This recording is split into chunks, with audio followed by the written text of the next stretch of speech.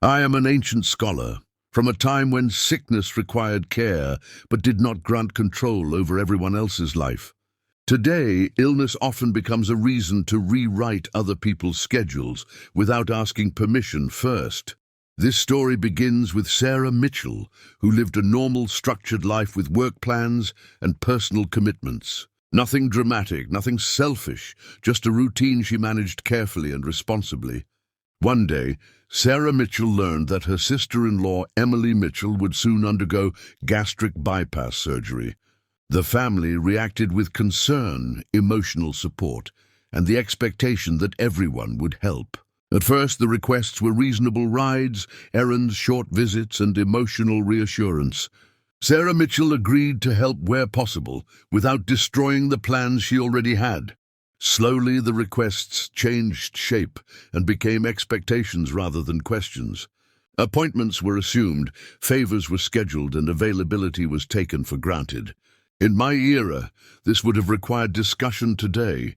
It is delivered quietly with guilt. Sarah Mitchell explained calmly that some commitments could not be moved without real consequences. This calm explanation was not accepted as honesty, but interpreted as lack of care. Emily Mitchell expressed disappointment that support was not unlimited or immediate. Jason Mitchell supported his wife quietly while allowing pressure to build around Sarah Mitchell. Other family members joined the conversation, repeating that family should always come first. No one explained where limits should exist or who decides those limits. Sarah Mitchell felt sympathy, but also recognized a familiar pattern forming quickly. One person's medical situation was becoming everyone else's responsibility by default. In ancient villages, care was shared openly. Today, it is assigned emotionally. Sarah Mitchell maintained her boundary politely and refused to cancel everything in her life. This refusal was labeled selfish rather than practical or honest. Accusations slowly replaced requests, and guilt replaced conversation. Sarah Mitchell was told that real support requires sacrifice without complaint. This ignored the help she had already offered and focused only on what she refused. Tension increased, messages became shorter, and warmth slowly disappeared. Sarah Mitchell began questioning whether setting limits made her a bad person. This doubt eventually led her to Reddit seeking judgment from strangers. The question was simple: am I wrong for not changing my entire life for this surgery? Thousands of opinions waited eagerly to decide. Remember, this ancient lesson: crisis does not erase boundaries, it only tests them. And this story was only beginning. After posting her question online, Sarah Mitchell hoped clarity might calm the tension forming inside her family. Instead, real life continued moving forward while opinions multiplied without responsibility. As the surgery date approached, messages from family members became more frequent and emotionally charged. Each message sounded supportive, yet carried an unspoken expectation of increased availability. Emily Mitchell spoke openly about fear, pain recovery, and how vulnerable she felt facing the procedure. These feelings were real, but repeated often enough to become a tool rather than a conversation. Jason Mitchell remained quiet, allowing pressure to build without correcting assumptions. His silence functioned as agreement while avoiding direct accountability. Family group chats became places where sacrifice was praised loudly and selectively. Stories were shared about relatives who cancelled plans, rearranged work, and showed true commitment. These examples were presented as inspiration, but felt like judgment.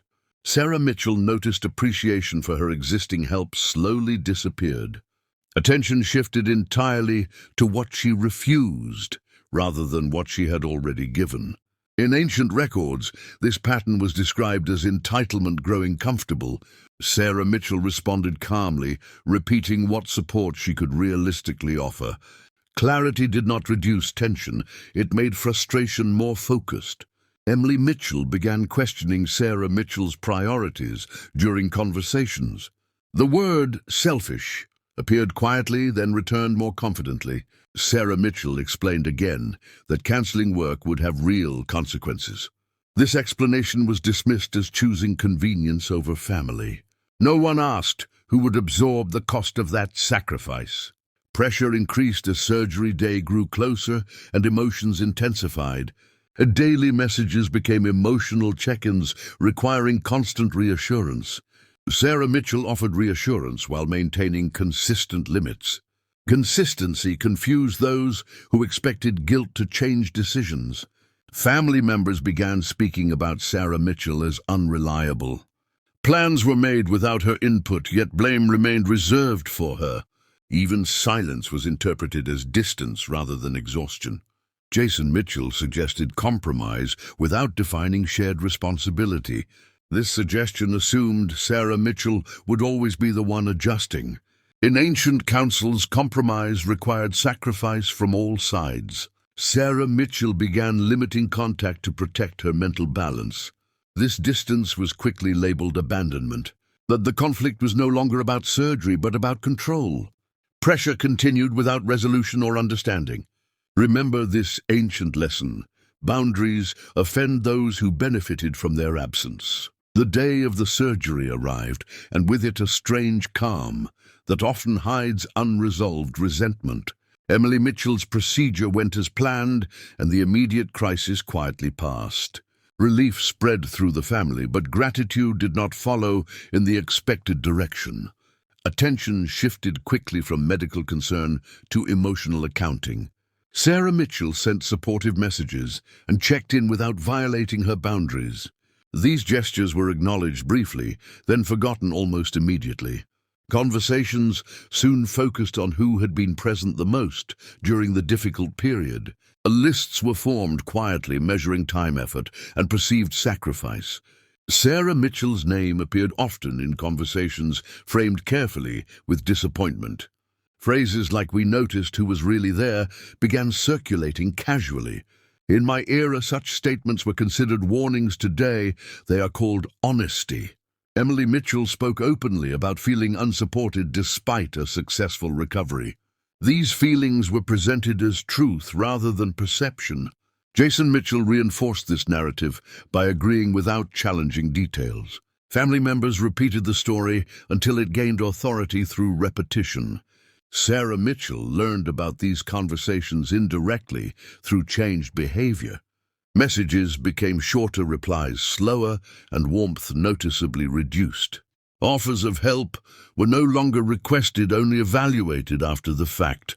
Sarah Mitchell realized the standard had changed without discussion. Support was no longer about care, but about visible sacrifice. Anything less than full availability was treated as emotional absence. In ancient temples, loyalty was proven by action, not self-destruction. Sarah Mitchell attempted one honest conversation to clarify expectations.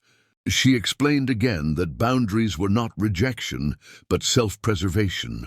This explanation was met with silence, followed by discomfort. Silence often replaces dialogue when truth threatens entitlement. Emily Mitchell expressed hurt, stating that true family would have done more. This statement ignored the reality of shared responsibility. Sarah Mitchell was asked why she could not simply do more like others had. Comparison returned as the preferred language of judgment. Sarah Mitchell recognized that fairness was no longer part of the discussion. The narrative required a villain, and boundaries made her convenient. She reduced engagement further, choosing peace over endless explanation. This decision was immediately framed as confirmation of selfishness. Family members stopped asking how she was and focused on how she failed. In ancient chronicles, this pattern signaled a turning point. Sarah Mitchell accepted that no apology would restore balance. The conflict had moved beyond reason and into identity. She stopped defending herself and allowed the story to exist without her participation. This withdrawal protected her sanity, but deepened family resentment. Pressure did not end, it simply changed form. Remember this ancient lesson. Once blame is assigned, truth becomes irrelevant. After weeks of tension, silence, and indirect judgment, Sarah Mitchell returned to the online discussion she had started earlier. The responses had grown longer, stronger, and far more confident than when she first asked for guidance. Some commenters praised her for maintaining boundaries and protecting her stability during emotional pressure.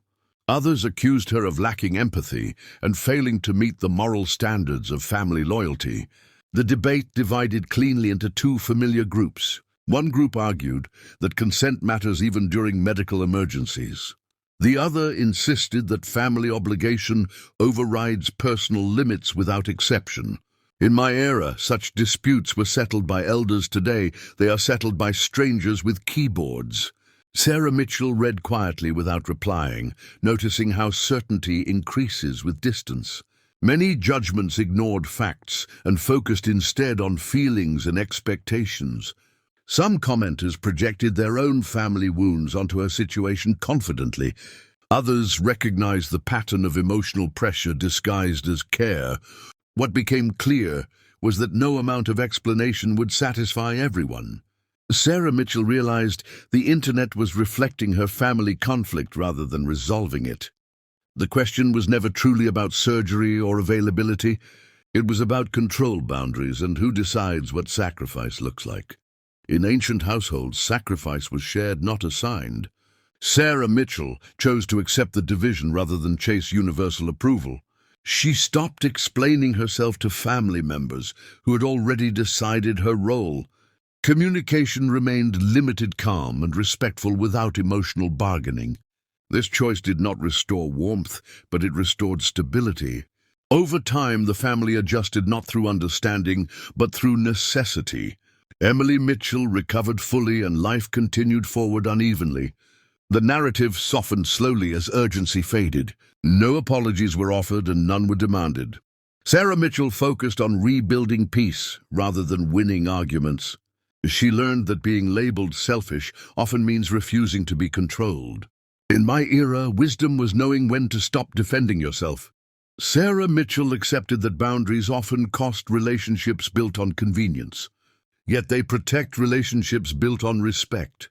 The story did not end with reconciliation or dramatic resolution. It ended with clarity. Sarah Mitchell kept her boundaries, and her life remained intact. The family learned that access is not automatic even in times of crisis. And Reddit moved on to the next argument, as it always does. Remember this ancient lesson: compassion without limits becomes obligation, and obligation without consent becomes resentment. True care survives boundaries. It does not require their destruction. I am an ancient scholar, and my judgment on this modern conflict ends here because even wisdom has a patience limit.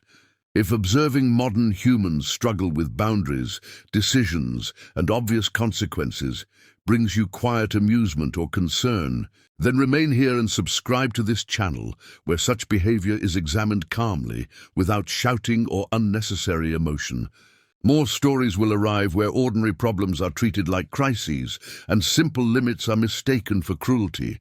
Until the next tale arrives, walk wisely, guard your boundaries, and try not to confuse obligation with manipulation.